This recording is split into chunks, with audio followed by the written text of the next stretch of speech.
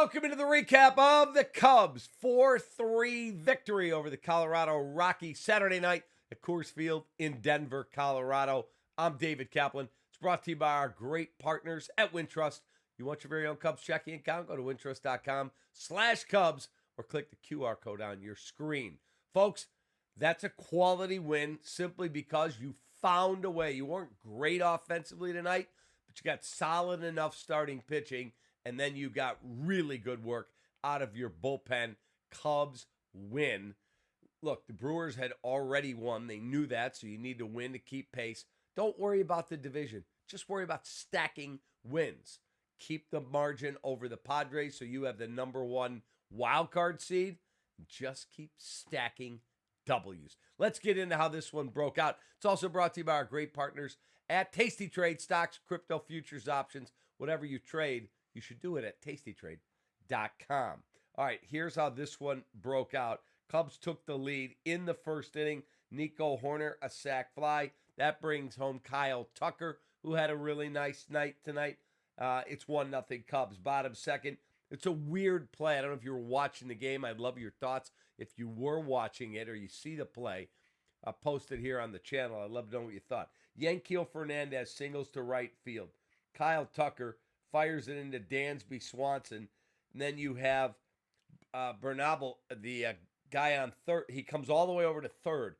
Now here comes Fernandez, too far around first base, and they throw behind him. They've got him dead to right. He smartly gets into a rundown, and now as he gets near second base, he's going to get tagged out, but he gets in the way of Nico Hoerner, and they make contact. And by the time he can get himself away from him and throw home, the runner has scored from third. Craig Counsell came out and he debated with the umpires. The four guys got together and then said, nope, run scores. I thought there was an obstruction there.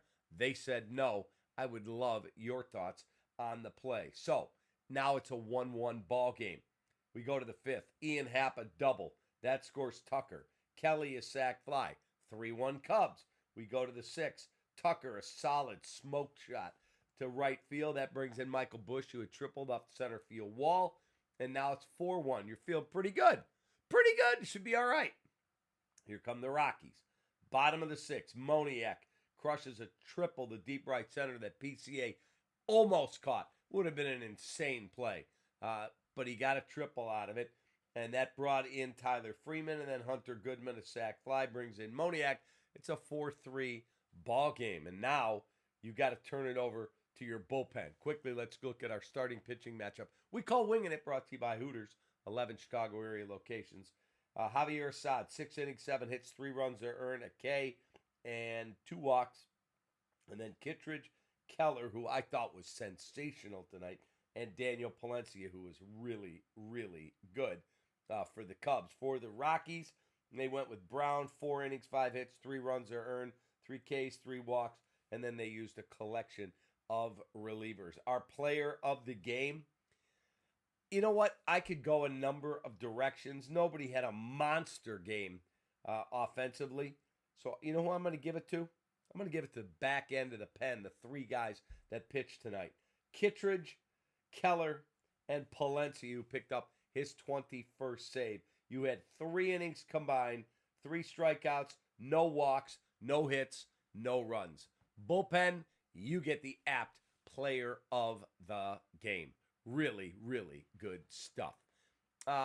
Also, if you look ahead, you got a chance to sweep tomorrow. You got to finish this. Craig, I don't want to see one of those Sunday getaway day lineups. We're down to the end of August. It's August 31st on Sunday.